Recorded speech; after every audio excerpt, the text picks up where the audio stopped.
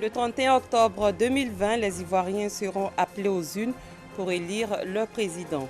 L'Alliance des religions en faveur de la paix en Côte d'Ivoire appelle le calme à la veille de la présidentielle prévue le 31 octobre 2020. Le samedi 31 octobre 2020, les Ivoiriens seront appelés à voter dans le cadre de la présidentielle. 7 495 082 électeurs doivent se rendre dans les 22 381 bureaux de vote pour élire leur candidat. Nous repartons avec l'Alliance des religions en faveur de la paix en Côte d'Ivoire et c'est avec Bintou Pekele et Rigori.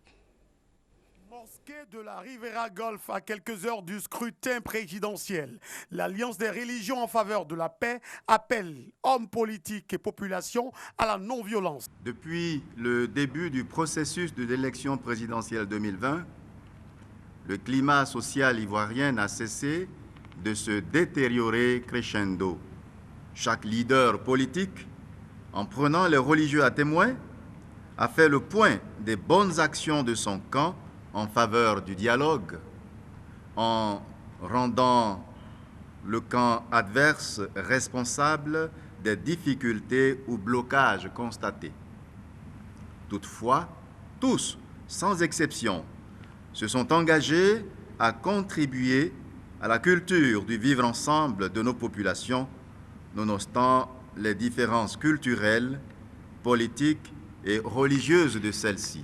Une fois de plus, les religieux, chrétiens et musulmans, invitent les populations en général, et particulièrement la jeunesse, à proscrire de leur militantisme politique la violence sous toutes ses formes. Les religieux, musulmans et chrétiens, restent disposés de jour comme de nuit à toujours accompagner les Ivoiriens à ne jamais oublier l'enjeu, la Côte d'Ivoire. Imams, guides religieux, musulmans et chrétiens réunis au sein de l'Alliance des religions en faveur de la paix présentent leurs condoléances aux familles des victimes enregistrées depuis le début du processus électoral. Il est à noter que le 20 août dernier, l'Alliance des religions en faveur de la paix a entrepris de nombreux échanges avec les hommes politiques, les médias et la société civile pour prévenir les conflits liés à l'élection présidentielle. Comme annoncé plus tôt, le samedi 31 octobre 2020, les Ivoiriens seront appelés à voter dans le cadre de la présidentielle. 7 495 082 électeurs doivent se rendre dans les 22 381 bureaux de vote pour élire leur candidat. Les lieux de vote s'ouvriront demain à 8 h et se refermeront à 18 h. Pour rappel, la campagne pour l'élection présidentielle 2020 a officiellement pris fin le jeudi à minuit. Des voix s'élèvent pour des élections apaisées. L'Association interreligieuse pour la paix et le développement, AIPD, a sillonné la région du Sud Comoé. Objectif, exhorter les populations à promouvoir la paix en vue de favoriser des élections apaisées, mais aussi leur rappeler leur droit de vote. Village d'Assé, à 1 kilomètre de Samo, non loin de la ville de Bonoa.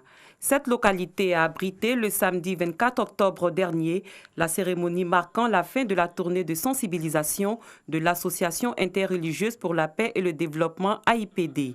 Une tournée pour inviter les populations à cultiver la paix et la cohésion, mais aussi à appliquer le droit de vote le 31 octobre 2020. Nous avons interpellé la jeunesse par rapport à la violence. Il faut éviter, car il faut faire place à la paix. Le passé doit nous permettre de préparer le futur. Chaque Ivoirien doit se dire que moi, je dois sortir pour élire. C'est lui-là même que j'apprécie. Les guides religieux présents à cette rencontre ont prié pour les populations et pour le maintien de la paix dans le village d'Assé en particulier et la région du Sud Comoé en général. Les gens sont venus et on a prié des religieux musulmans et des pasteurs et la cohésion était vraiment parfaite. Cette tournée de sensibilisation est une initiative de la Commission électorale indépendante CEI. Elle a permis aux membres de l'Association interreligieuse pour la paix et le développement de sillonner pendant 15 jours les 4 départements de la région du Sud Comoé, que sont Grand Bassam, Aboasso, Adiaké et Tiapoum. Débutée le 10 octobre, cette campagne a pris fin le 25 octobre 2020. À Gagnoa, les populations ont été également sensibilisées à la paix. C'est une action de la secrétaire d'État chargée des droits de l'homme, Aimé Zébéiou. Gervais Amani. À quelques heures de la présidentielle du 31 octobre prochain, Aimé Zébéiou, secrétaire d'État en charge des droits de l'homme, a décidé de jouer sa partition. Ce 29 octobre, elle a successivement reçu les jeunes et les femmes du département de Gagnoa à sa résidence du quartier Afridougou. Un seul message, appeler les populations à la culture de la paix et du vivre ensemble afin que le scrutin de samedi se déroule dans de bonnes conditions. Les nombreux messages qui circulent sur les réseaux sociaux et l'atmosphère délétère qui prévaut ces jours-ci en Côte d'Ivoire préoccupent la secrétaire d'État. Rencontrant donc les femmes des différents quartiers de Gagnoa, elle les a exhortées à œuvrer au quotidien pour amener les Ivoiriens à se défaire de toute violence. La magistrate hors hiérarchie a par ailleurs appelé tous les acteurs de la classe politique à la tolérance et au dialogue. Aimé Zébéiou invite également les citoyennes et citoyens témoins d'éventuelles entraves au droit de vote à s'abstenir de tout acte de représailles et à saisir les autorités compétentes en cas de problème. L'exercice du droit de vote est un droit fondamental de l'homme inscrit dans notre Constitution. À l'approche de cette échéance, le secrétariat d'État chargé des droits de l'homme, dans sa mission de promotion et de protection des droits de l'homme, invite toutes les Ivoiriennes et tous les Ivoiriens, les partis et groupements politiques, à tout mettre en œuvre pour permettre à chaque citoyenne et chaque citoyen d'exercer librement son droit de vote. Dans la soirée, la secrétaire d'État en charge des droits de l'homme s'est entretenue avec les autorités préfectorales et les leaders de la société civile de Gagnoa pour véhiculer le même message de paix. On s'intéresse à la lutte contre l'orpaillage illicite. Un chantier école de la petite mine a été installé à Yao à Mouinkro, village situé dans la sous-préfecture de Brobo.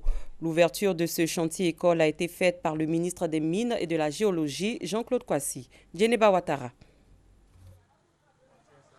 La coupure du ruban symbolique marque l'ouverture officielle du chantier école de Yao en Mouinkro, village de la sous-préfecture de Brobo, département de Bouaké, par le ministre des Mines et de la Géologie, Jean-Claude Kwasi.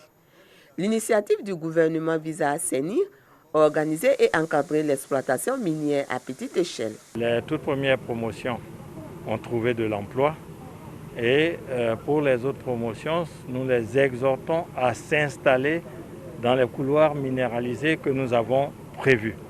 Donc comme nous envisageons avec le concours des bailleurs de fonds d'acquérir des kits qui puissent permettre d'accélérer et de maximiser leur capacité d'installation, je crois que nous pouvons nous réjouir de ce que nous sommes en train de faire au profit de notre jeunesse, qu'il s'agisse des jeunes gens ou des jeunes femmes.